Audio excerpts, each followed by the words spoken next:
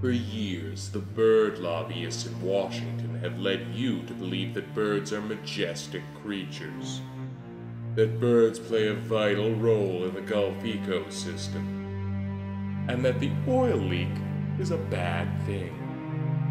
But here are the real facts that those fat cats don't want you to know about. Since the dawn of aviation, birds have been responsible for over 1 billion plane crashes. Who do these birds think they are? Did you know that 68% of violent sexual predators are birds? Some of them are even killers, as shown in the 1965 documentary by American patriot Alfred Hitchcock. And birds don't just murder people, they kill the economy.